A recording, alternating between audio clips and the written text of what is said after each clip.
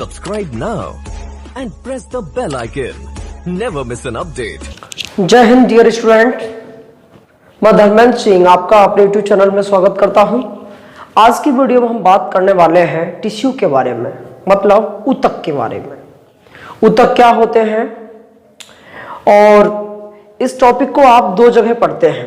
Class 12 के student इसको दो जगह पढ़ेंगे, बायोलॉजी के बॉटनी में और जूलॉजी में। आप इसको दो जगह पढ़ते हैं।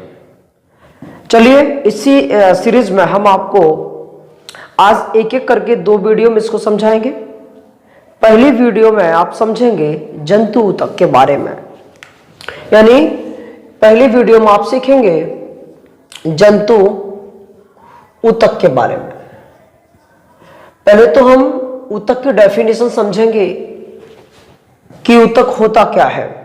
तो हम कह सकते हैं कि एक ही प्रकार की विभिन्न कोशिकाओं द्वारा किसी विशेष कार्य हेतु किसी ऊतक का निर्माण होता है। जंतुओं में पाए जाने वाले ऊतकों को जंतु ऊतक कहते हैं, और जो पादपों में पाए जाते हैं ऊतक, उन्हें पादप ऊतक कहते हैं।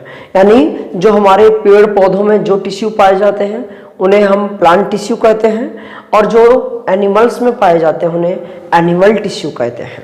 तो आज हम चलिए एनिमल टिश्यू के बारे में सीखेंगे। एनिमल टिश्यू, जंतु ऊतक। ओके, चलिए शुरू करते हैं। तो हम देख लेंगे जंतु ऊतक की परिभाषा आपको समझ में आ गई होगी कि जंतुओं में पाए जाने वाले ऊतक को जंतु ऊतक कहते हैं। इन्हें कुल 4 भागों में विभाजित किया गया है। इनको कुल 4 भागों में विभाजित किया गया है। विभाजित किया गया है किसको? जंतु ऊतक को 4 भागों में विभाजित किया गया है। क्लियर हुआ कि नहीं? पहला है 4 में से, चारों के नाम लिख लेंगे, उसके बाद इसके काम समझेंगे। पहला ऊतक आपका है जिसका नाम है पेशी ऊतक। पेशी ऊतक, इसे इंग्लिश में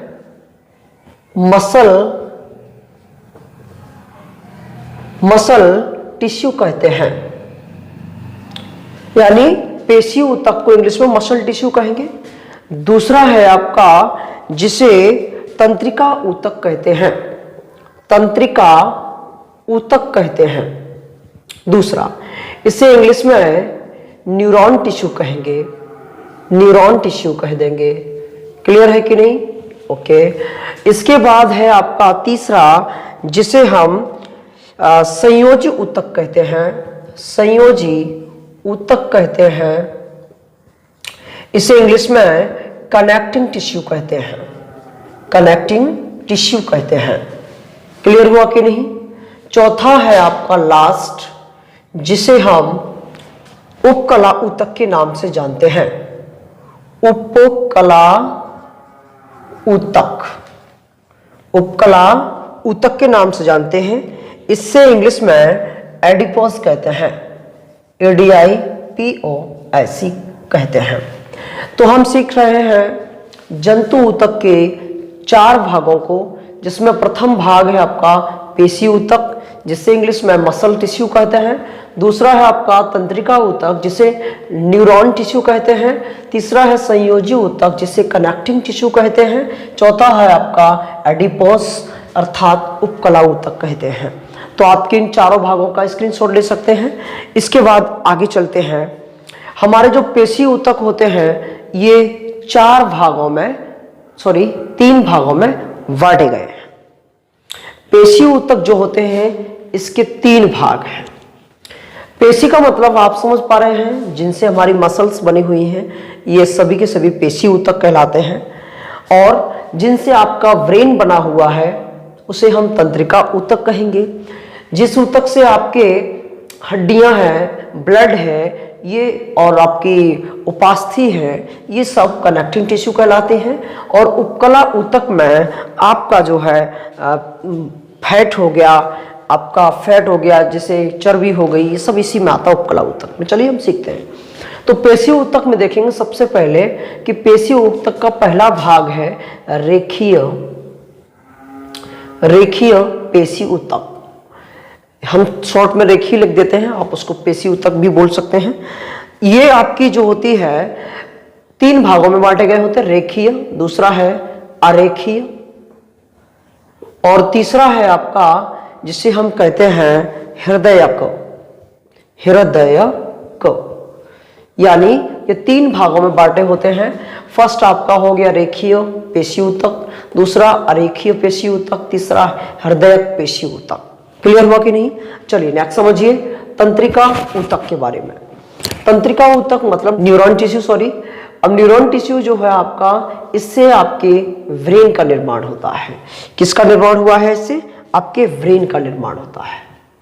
ब्रेन में जो टिश्यू पाए जाते हैं उन्हें हम, यानी जो हमारा ब्रेन होता है यानी दिमाग होता है, उस ब्रेन को जो बनाने में जो टिश्यू प्रयोग होते हैं या जिन टिश्यू से ब्रेन का निर्माण हुआ है वो आपकी न्यूरॉन टिश्यू कहते हैं, जिन्हें हिंदी में तंत्रिका ऊतक कहते हैं। नेक्स्ट हम बात करेंगे अब तीसरा, जिसे संयोजी ऊतक कहते हैं। इसको भी 4 भागों में विभाजित किया गया है। पहला भाग है ब्लड, ब्लड मतलब रक्त, पहला भाग है रक्त। दूसरा भाग है आपका जिसे हम कहते हैं लैंप, LYMP, जिसे हिंदी में लसिका कहते हैं, लसिका कहते हैं। ठीक है। तीसरा है आपका बोन, जिसे हम हिंदी में अस्थि कहते हैं। और चौथा है आपका आर्टिलेज, जिसे हिंदी में उपास्थि कहते हैं।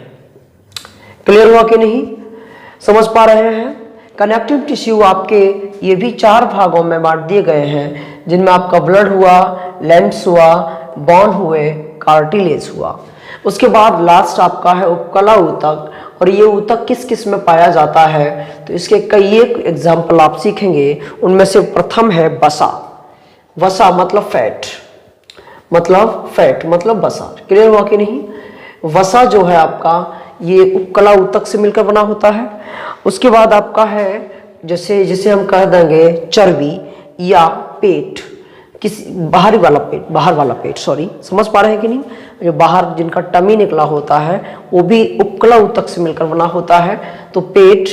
उसके बाद आपकी चर्बी इसी में आएगा, आपकी झुर्रियाँ भी इसी में आती हैं। झुर्री क्या होती हैं हम अभी समझेंगे, सीखेंगे। तो क्लियर हुआ कि नहीं? फैट बसा जो होता है वो, टमी होता है वो, और आपका जो बाहर जो चर्बी लगी होती है हमारी बॉडी पे साइड या, तो वो भी हमारा किससे मिलकर बना होता है? सब उपकला ऊतक से मिलकर बना होता है। तो हम सीख रहे हैं जंतु ऊतक को 4 भागों में बांटा गया है। पहला है आपका पेशी ऊतक, दूसरा है आपका तंत्रिका ऊतक, और तीसरा है आपका संयोजी ऊतक, चौथा है आपका उपकला ऊतक। यानी प्रथम को पेशी ऊतक को 3 भागों में बांटा गया है, जिसमें आपका रेखीय ऊतक होता है। इससे ये पता चलता है कि आपका जो रेखीय ऊतक होता है ये कहाँ पाया जाता होगा। तो जो हड्डियों से जुड़ा रहता है टिश्यू, मतलब ये मसल्स है, मांस है, मसल्स होती है, वो हड्डियों से जो मसल्स जुड़ी होती हैं उन्हें हम रेखीय पेशी ऊतक कहते हैं। अब जो हड्डियों से जुड़ा रहेगा तो कहीं ना कहीं वो थकान भी मांगता है। ध्यान रखना, जो हड्डियों से जुड़ा हुआ टिश्यू होता है वो थक जाता है। तो हम जो काम करते हैं, काम करते करते थक जाते हैं, तो वो आपका किसकी वजह से? रेखीय पेशी ऊतक की वजह से। कौन थक जाता है? रेखीय पेशीय ऊतक। ये आपका कौन से ऊतक का उदाहरण है? तो आप कह सकते हैं मसल टिश्यू में प्रथम रेखीय ऊतक। क्लियर हुआ कि नहीं? ये आपका काम करने पर थक जाता है। अर्थात मनुष्य क्यों थक जाता है? तो आप कह सकते हैं कि उसका जो है रेखीय मसल्स जो होती हैं वो थक जाती हैं। और ये किस कारण से थकता है व्यक्ति? तो ध्यान रखना, थकान के लिए एक जिम्मेदार है, वो है आपका एसिड। कौन सा एसिड जिम्मेदार है? वो आपका है लैक्टिक एसिड। क्लियर हुआ कि नहीं? लैक्टिक एसिड जो दूध में पाया जाता है, यह हमारी बॉडी में यदि अधिक हो जाए तो ये हमें थकान महसूस कराएगा। क्लियर हुआ कि नहीं? तो आप समझ लिए हैं। नेक्स्ट है आपका अरेखीय अरेखीय का मतलब होता है यह भी कहीं ना कहीं इससे अपोजिट होगा, इससे क्या होगा, उल्टा होगा। कैसे? ये कभी थकता नहीं है। जैसे ये आपका थकता नहीं, जैसे आप सोच रहे हैं कि ऐसा क्या है इसमें, तो ध्यान रखना जो आपका पेट होता है ना, अंदर वाला पेट, वो भी इसी मसल्स का बना होता है। पेट भी मसल से बना होता है, तो पेट में जो मसल्स पाई जाती हैं वो अरेखीय मसल्स होती हैं, वो इसमें पाई जाती हैं। क्लियर? इस मसल से मिलकर के आपके फेफड़ों का निर्माण हुआ है, इसी मसल से मिलकर आपके हार्ट का निर्माण हुआ है। कोई बात नहीं, वैसे तो आप हृदयक जो है इसके लिए अलग पेशी है, परंतु हाँ अरेखीय ही हृदयक के समान होती है, ये ध्यान रखना है। अब हम बात करेंगे एक एक करके इन सबके बारे में सीखेंगे। तो फर्स्ट है आपका रेखीय ऊतक। यह ऊतक आपका जो होता है ऐच्छिक ऊतक कहलाता है, मतलब यह हमारी इच्छा अनुसार काम करता है, इसलिए इसको हम ऐच्छिक ऊतक कहते हैं। जैसे आपने देखा होगा, हम जब कभी भी दौड़ना चाहे दौड़ सकते हैं, अपने हाथों को यूँ कर सकते हैं, लिखना चाहे लिख सकते हैं, अर्थात इन मसल्स को हम अपनी इच्छा अनुसार इनसे काम करवा लेते हैं। इन्हीं को रेखीय ऊतक या ऐच्छिक ऊतक कह सकते हैं। क्लियर? इसको हम ऐच्छिक ऊतक भी कह सकते हैं। क्लियर हुआ कि नहीं? दूसरा है आपका अरेखीय ऊतक, जिसे हम अनैच्छिक ऊतक कहते हैं। क्यों? इसलिए क्योंकि इनको हम अपनी इच्छा अनुसार काम नहीं करवा सकते। जैसे ही हमारे फेफड़े हैं वो भी इसी से मिलकर बने होते हैं, ऐसे ही हमारे अंदर वाला पेट यानी पाचन जो करता है वो वाला पेट होता है, वो वाला भी आपका अरेखीय टिश्यू से मिलकर बना होता है। क्योंकि अब हम कहें कि यह अनैच्छिक ऊतक होता है। कैसा होता है ये? अनैच्छिक। अनैच्छिक से समझ आता है कि ऐसा ऊतक जिसे हम अपने इच्छा के अनुसार काम न करवा सके। जैसे हमने कहा कि भैया पेट ऐसा करना, अभी जो मैंने खाया है ना, रात के 12 बजे के बाद पचाना शुरू कर देना। ऐसा करेगा क्या? बिल्कुल नहीं करेगा। ऐसे ही हम लंग्स से कहें कि भाई अभी तेरे लिए श्वास वगैरह इकट्ठी नहीं कर पा रहा हूँ, ऐसा करना, तुम 2-3 दिन बाद ले लेना ये सब, ठीक है? ओके, तो बेटा ध्यान रखना, ये बिल्कुल नहीं मानेगा, अर्थात ये हमारी इच्छा अनुसार काम नहीं करेंगे। ऐसे मसल्स को हम अनैच्छिक या अरेखीय पेशी ऊतक कहते हैं। क्लियर हुआ कि नहीं? हाँ, ऐसे ही ये थकान मानता है। रेखीय पेशी ऊतक होता है, ये थकान मानता है, परंतु अनैच्छिक जो होते हैं, अरेखीय होते हैं, वो थकान नहीं मानते। ठीक है ना? ऐसे ही तीसरा है आपका हृदयक ऊतक, हृदयक पेशी ऊतक। ये आपका जो होता है इससे मिलकर के हृदय का निर्माण हुआ होता है। क्लियर हुआ?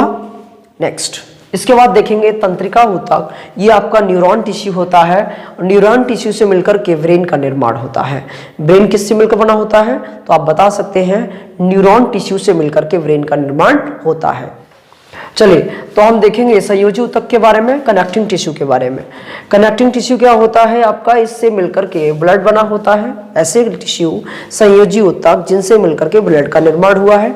इसी प्रकार से आपका लिम्फ, जिसे लसिका कहते हैं, इसका निर्माण हुआ है, वो भी संयोजी ऊतक से मिलकर। वॉन मतलब अस्थियां भी संयोजी ऊतक से मिलकर बनी होती हैं। उसके बाद आपका है कार्टिलेज, जिसे उपास्थि कहते हैं, इसी कनेक्टिंग टिश्यू से मिलकर बनी होती है।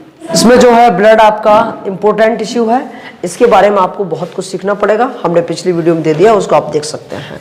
नेक्स्ट बात करेंगे उपकला ऊतक की। तो उपकला ऊतक जो होता है इसका प्रथम भाग है आपका फैट, मतलब जो फैट होता है आपका उपकला ऊतक या एडिपोस टिश्यू से मिलकर बना होता है। ये फैट जो है पुरुषों की अपेक्षा महिलाओं में 20% एक्स्ट्रा पाया जाता है। इसीलिए आपने देखा होगा कि जब कभी भी आपके पार्टी वगैरह में जाते हैं तो देखा हम लोग, कोई मफलर डालता है, कोई कुछ पहनता है, कोई ठंडे सीजन के हिसाब से कपड़े पहनते हैं, परंतु महिलाओं में ये नहीं होता। वो इतना कपड़े पहन जाती तब भी उनको बिल्कुल सर्दी नहीं लगती है ना। तो ये भी क्या कारण है? उसी फैट का कारण है, उनके अंदर 20% एक्स्ट्रा फैट पाया जाता है। उसके अलावा जो पेट होता है ये भी आपका उपकला टिश्यू से मिलकर बना होता है। पेट मतलब बाहर वाला पेट, अंदर वाला तो आप समझ चुके थे इधर, लेकिन बाहर वाला जो टमी होता है वो आपका इसी उपकला टिश्यू से मिलकर बना होता है। उसके अलावा हम सीखेंगे चर्बी। चर्बी होता है जो हमारे साइड से जम जाता है, अर्थात हम कुछ ज़्यादा लेते रहते हैं और वर्क नहीं करते तो हमारी बॉडी पर चर्बी जम जाती है, ये भी उपकला टिश्यू से मिलकर बना होता है। नेक्स्ट चलेंगे लास्ट आपका झुर्री। तो झुर्री कहते हैं उसे, जैसे उम्र के हिसाब से लोगों में उनकी बॉडी में से उपकला ऊतक खत्म होता जाता है। तो एक दिन ऐसा आता है जिस टाइम उसकी बॉडी पर झुर्रियाँ पड़ जाती हैं, अर्थात उसकी जो खाल है वो लटकने लग जाती है। तो इस कंडीशन में आप कह सकते हैं कि ये उपकला ऊतक का ह्रास हो जाता है। उपकला ऊतक जैसे ही खत्म होगा तो आपकी बॉडी पर झुर्रियाँ पड़ जाएंगी। ठीक है, तो आज आप सीख रहे हैं उपकला ऊतक के बारे में, यानी जंतु ऊतक के बारे में। तो आज के लिए इतना ही। That's sufficient for today. Now we shall discuss next of this topic. तब तक के लिए जय हिंद, जय भारत।